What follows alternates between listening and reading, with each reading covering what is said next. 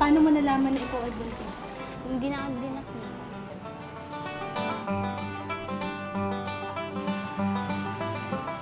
Uling regla ko yung yung June. June. Kailan mo nalaman na buntis siya? Yung June. Noong June. So, Mayo hindi dinatnan. June, alam mo na na buntis. Ilang taon na yung partner mo? 23. Pumisik ang regla mo September 25. 5 months na ang baby mo.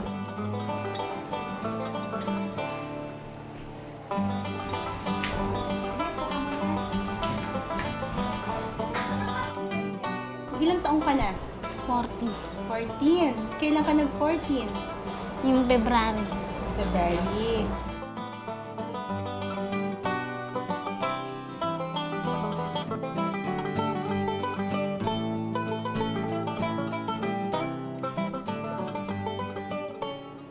Itago na lang natin siya sa pangalang Belinda. 14 anyos, 5 buwang buntis. Gumagalaw na ba to? Bumubukol. Bumubukol. Dito. Hindi naman naninigas na masakit. Kamusta ang pag-ihi mo? Okay lang? Okay lang. Okay lang. Kumakain ka ba ng maayos? Hindi. Kasi parang ang liit. Ha? Bulinggit na bulinggit.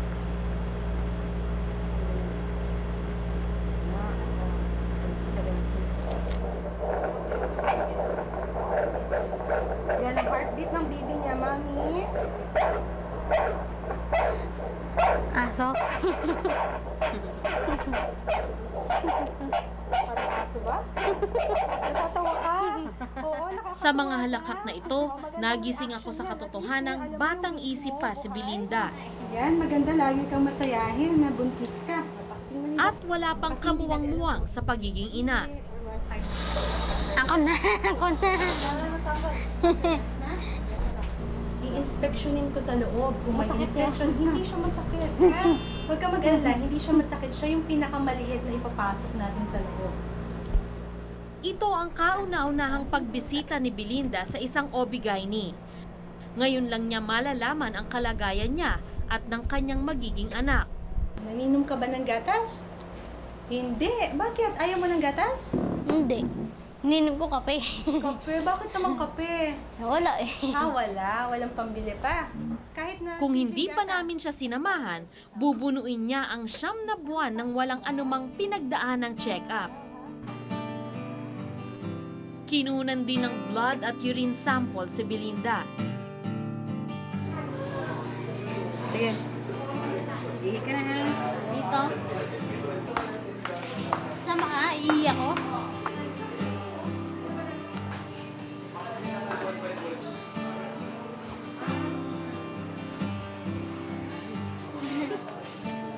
Sama ka? Yeah, sama ka.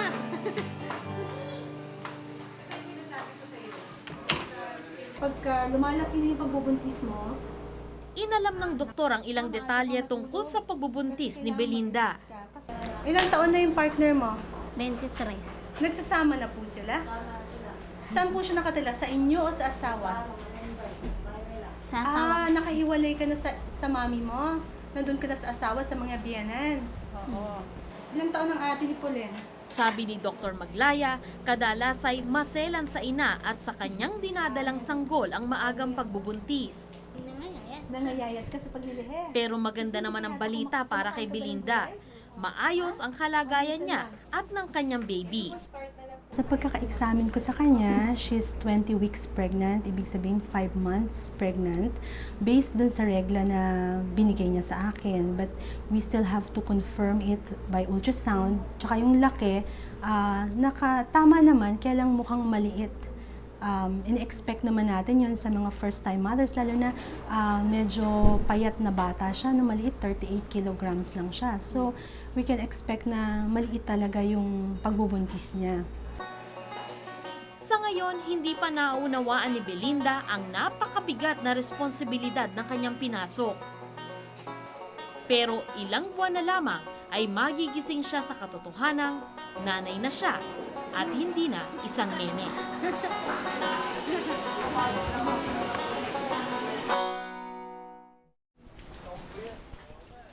Mula sa ospital, diretso na sa bahay si Belinda.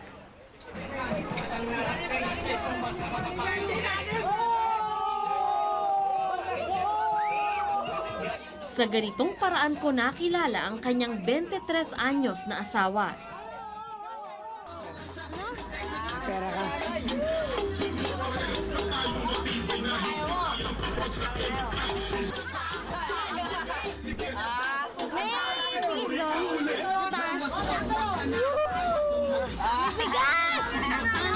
Umiinom ka na lang naman. Yung nagkakilala kami yun doon sa barkada lang. Wala lang. Tinatawag ko lang dati ng kuya yun eh. Tapos, Tatawagan kami ng kabit. Tapos yun, yung mula sa kabit yun, naging kami. so naging crush mo siya? Hindi, parang naganuhan lang. Parang yun.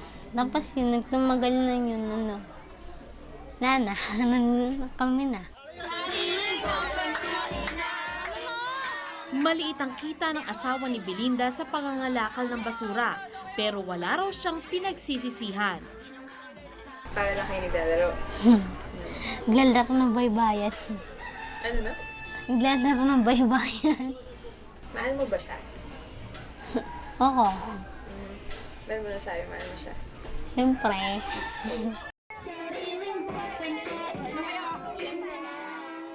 Kumakalaman ng sikmura, tumambay na lang si Belinda kasama ang kanyang asawa. Yung tiyang ko pinakakinggan nila, narinig ko tumatawol. Oh! Parang aso, sabi ko, ano yun, aso? Ang gabing ito, hindi para sa pag-aalala sa kinabukasan ng kanilang pamilya. Marahil, ninanamnam pa ni Belinda ang natitirang oras na pwede pa siyang maging bata. Sa pag-aaral ng mga eksperto, 8% ng mga babaeng menor de edad sa Pilipinas ang nabubuntis. Wala pang anumang pag-aaral kaugnay sa mga nabubuntis ng 17 pababa. Pero 5.1% daw ng mga teenager mula 15 to 19 years old ang nagli-live-in na.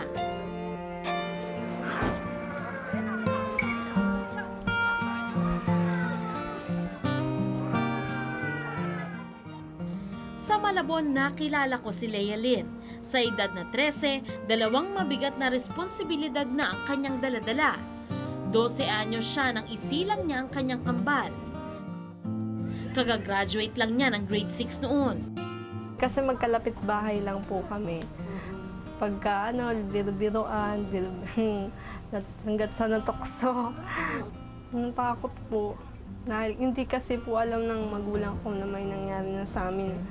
Hanggat sinabi ng boyfriend ko na sabihin na natin. Kasi kapag hindi pa natin sinabi, baka magbunga yan. Baka mapasama ako sa magulang mo. Pinagtapat na lang namin na gano'n, na may nangyari na sa amin hanggat sa nagpasya kami na magsama na kami. 5 buwan na ang mga anak ni Leia Lynn ngayon, kaya doble kayod ang kanyang kinakasamang si Tom, 17 anyos, para may pambili sila ng gatas. Araw-araw, nananahi siya ng pot holder na negosyo ng isang kapitbahay. Nag-aaral pa si Tom, pero laging absent sa klase. Anong oras ka pa nagsimula manahin? Mga alas 7 po. Alas 7 ng umaga.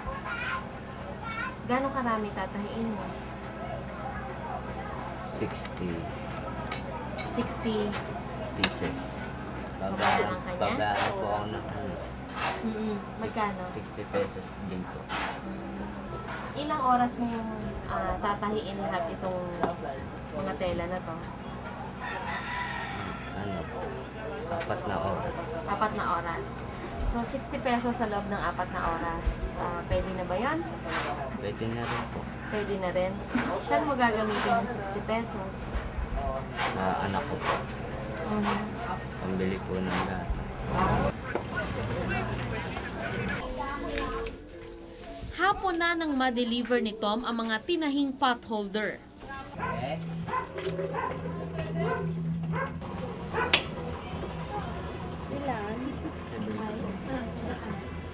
Sige po, te.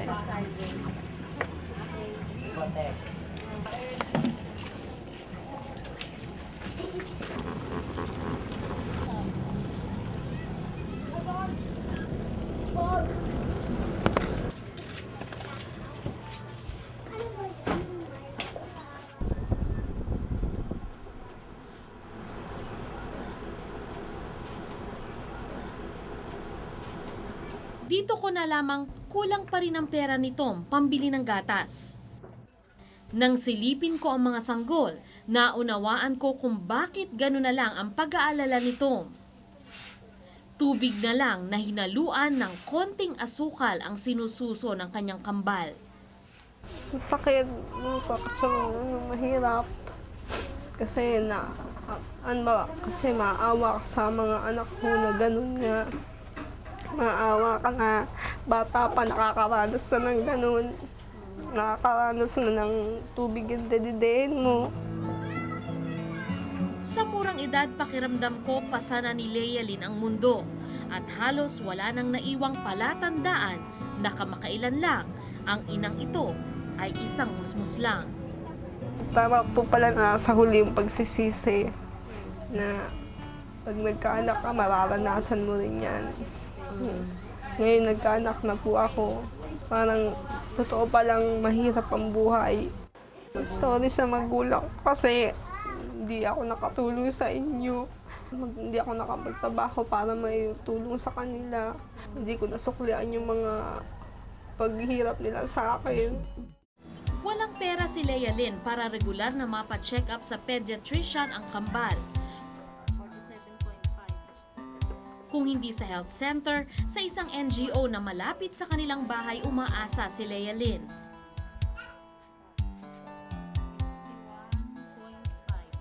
Medyo sa 5 months kasi, ano nang ginagawa nila? Nakakagapang na, Hindi pa po. Nakakatagilid pa lang sila. tagilid pala. Medyo late na rin yung ano nila. Konti lang naman. Konting late development sila. Kasi 5 months dapat nakaka-roll over na yan sila eh.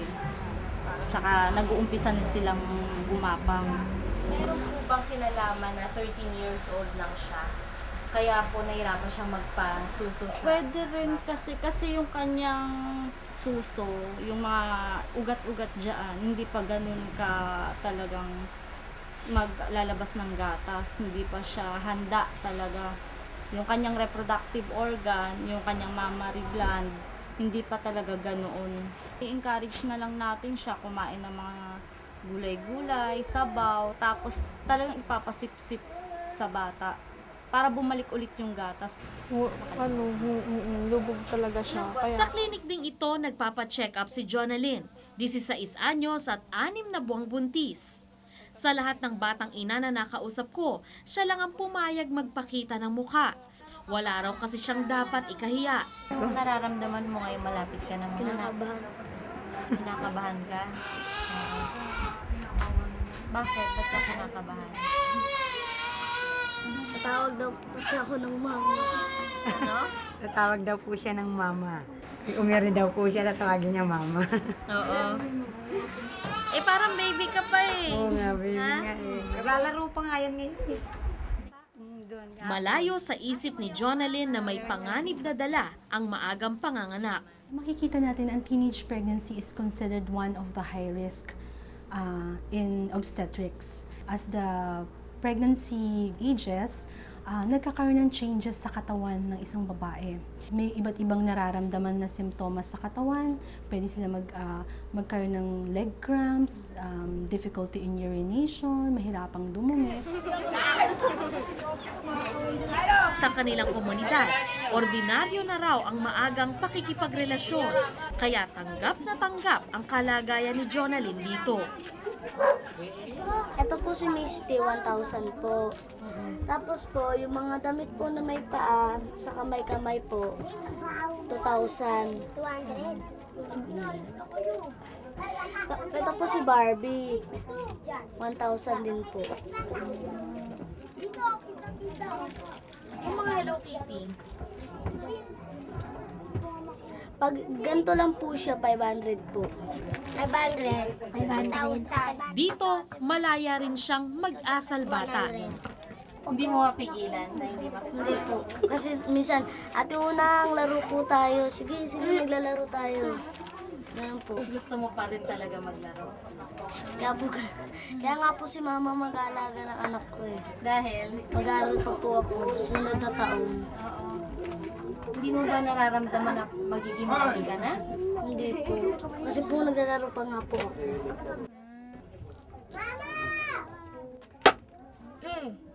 Labla. Alas ko lang.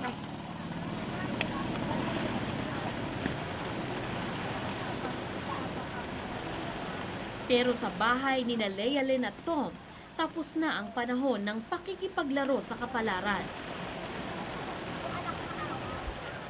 Sa isang sulok, nag-iisip na naman si Tom kung paano mabibilhan ng gatas ang kambal. Anong balak mong gawin mo? Na pwede ka namin samahan. Mangungutang po. Kanino ka mangungutang? Nag-iisip pa po ako.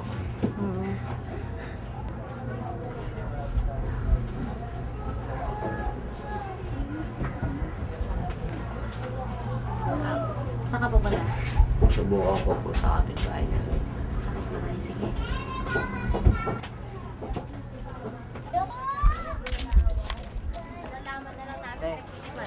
May pera. Meron. Ano 70? 70. Pagkakuha ko na ng katsa, babayaran. Yung bayad sa katsa. Sige.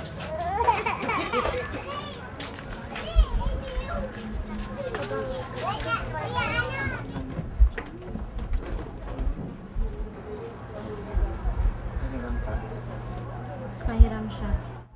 Hindi na nag-aksaya ng panahon si Lealyn.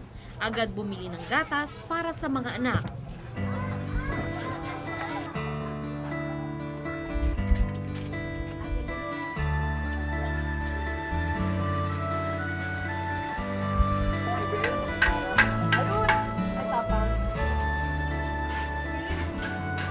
May nesto dyan naman po kayo. Wala po. May nesto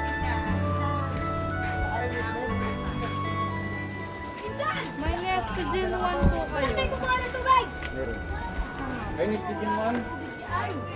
Hindi pa dumating. Nistudin to lang.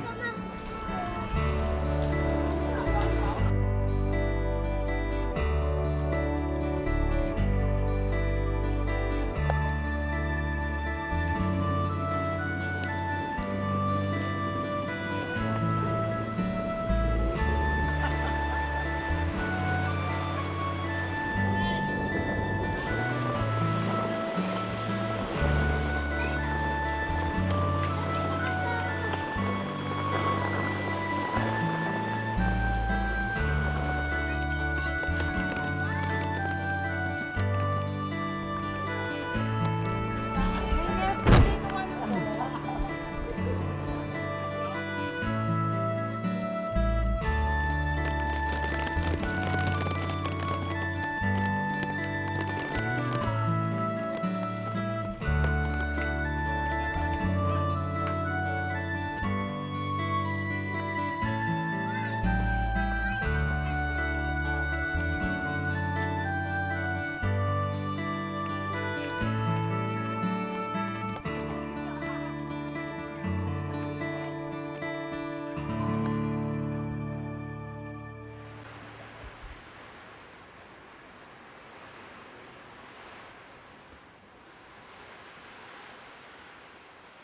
Napansin kong kulang ang sukat ng gatas na inilagay ni Lealyn sa bote.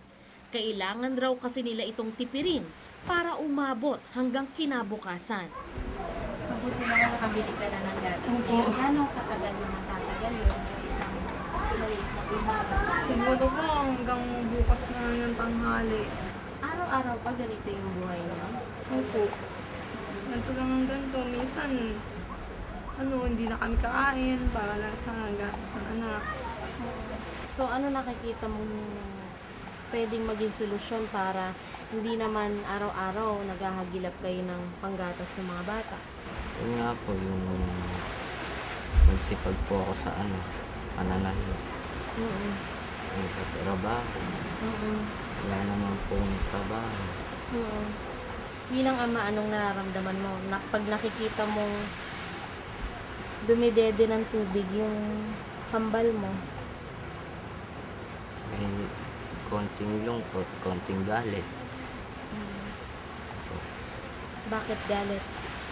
Kasi po, hindi ko po mabigyan ng tamang pagkain yung anak ko. Kanino ka nagagalit? Sarili ko po. Marahil walang sapat na salita para maipaliwanag ang kaibuturan ng hinagpis ng isang magulang na nakikitang gutom ang kanyang mga anak.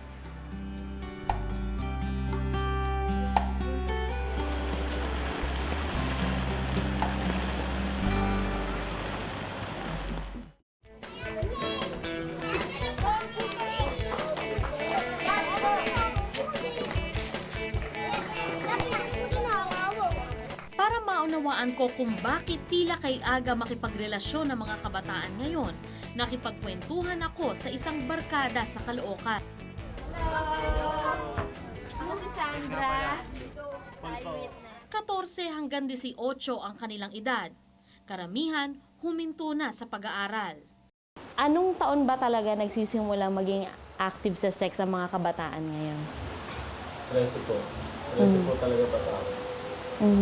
Pero mas kadalasan po kasi nagiging active lang yung pagka meron ka ng mga barkada. Natuturuan yung nadadala lang po. 13 pataas, sa mga lalaki ba yun o sa mga babae? Mas madalas po sa lalaki. Sa lalaki. Sa mga babae, 13 rin ba nagsisimula yung anong taon? 15. Bakit mas late sa babae? Kasi po minsan sa babae, natatakot sila na pag yung isip din po kasi ng babae, kapag ginalaw kaya ako nito, papanagutan ako Ang maagang kamulatan sa sex, sa barkada raw nila natutunan. First experience mo, 13. O yun, paano mo nalaman yun? Hindi po sa sa mga barkada, yung mga mas matatanda sa amin, parang natuturuan po kami na gano'n ang gawin. Para sa amin mga babae, kaya rin po namin nabibigay sa lalaki yung sex kasi bilang pagpapakita po ng pagmamahal sa kanila. Isip naman ng lalaki, hindi namin sila mahal. Kumbaga pastime lang. Saan nangyayari yung ibang pagse-sex ng mga bata? Sa lugar na tinatabayan din po.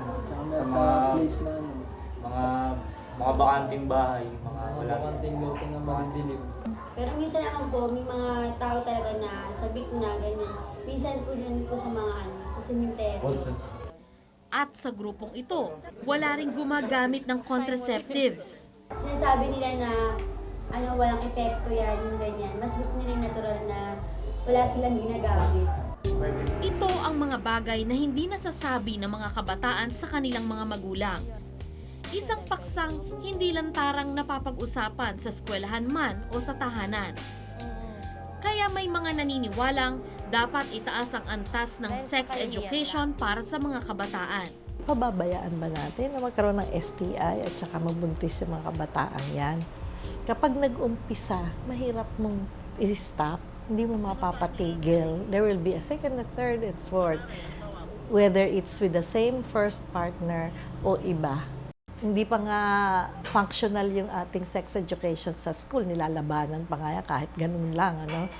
The very little sexual education that they've had, sila yung lower ang probabilidad, mas mababa ang probabilidad nila na sila ay nakikipag-sex. What is reproduction, by the way? And what is reproduction? Reproduction is the way in which plants, animals, and human beings reproduce like themselves. Sa elementarya kung saan nag-aaral si Leia Lynn, ito ang itinuturo.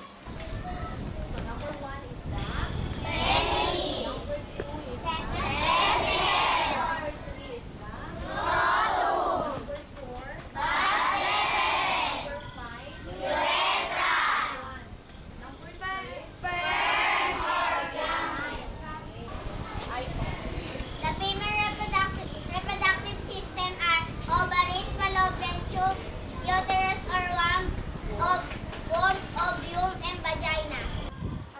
Nandoon yan sa EPP ng grade 5, Edukasyong Pantahanan. Ano ang mangyayari na maagang pag-aasawa? Nandoon, nakapalagay doon. Anong mangyayari sa inyo? First, ang health ng bata, unang dalagita pa. Ikalawa, yung economic, hindi pa siya masyadong mature. Paano ka magmamagulang? Paano ka responsable kung bata ka pa rin na may tuturing? Ano ang meron silang dalawa? Anong pinagkaiba ng kanilang pangangatawan? Sila ba ay nag-develop na? Yes! Si Albert po mas matangkad kaysa kay Rita. Ano yung first part ng internal reproductive system ng female? At sa kalapit na high school, ito naman ang leksyon. Vagina, okay. Kapag ikaw ay nagbuntis ng maaga, ano kaya sa palagay ninyo mangyayari? Oh yes. Yung mga maaga pong nabubuntis, mas prone po silang magkaroon ng cancer, gano'n mga sakit. Okay, ano pa kaya? Karamihan po pag nanganak po sila, yung baby po nila meron pong disorder. May disorder ba? Hindi siguro lahat. Po sa susunod na magbubuntis sila, magkakaroon na rin po ng abnormalities kasi po yung organ na hindi pa po masyado na-develop tapos nabuntis sila agad, baka po lalong hindi na matuloy yung development. Hindi man nabanggit ang tungkol sa mga contraceptives, itinuturo naman daw nila ang epekto ng maagang pagbubuntis. Ang laki ng problema ko. Ano ba yun? Nabuntis ako. Ano? Nasabi mo na ba sa kanya yan? At pananagutan ka ba niya? Yun nga ang problema ko eh. Inakasan niya ako. Ay, malaking problema. Alam niyo ba, yung kapitbahay natin, si Dali, buntis! Talaga? Ano ba yan? Kabata-bata pa, nag-aasawa na kaagad? Ganun pa man, sabi ng DepEd, importanteng may partisipasyon ang mga magulang. Pag nagbigay ka ng test, makukuha nila. Pero in real life, paglabas sa eskwela at hindi sila saluhin ng bahay, hindi wala nang control ang eskwela.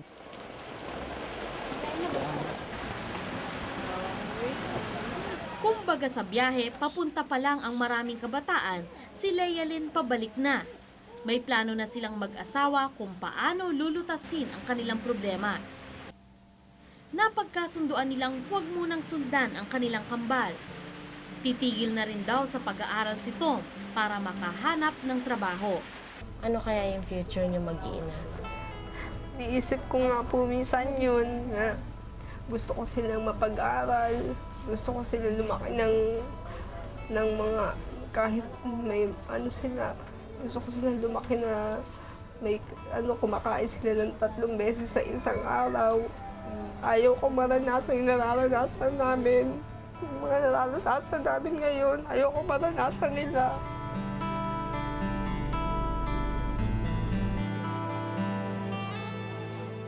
Kinagabihan, maagang naghandang matulog ang pamilya. Busog ang mga sanggol, pero ang kanilang mga magulang matutulog ng hindi pa naghahapunan. Bukas, panibagong pakikipagsapalaran na naman para makakain ang pamilya. Sana lang, may swerteng dalhin ang umaga. Ako po si Sandra Aguinaldo at ito ang Eyewitness.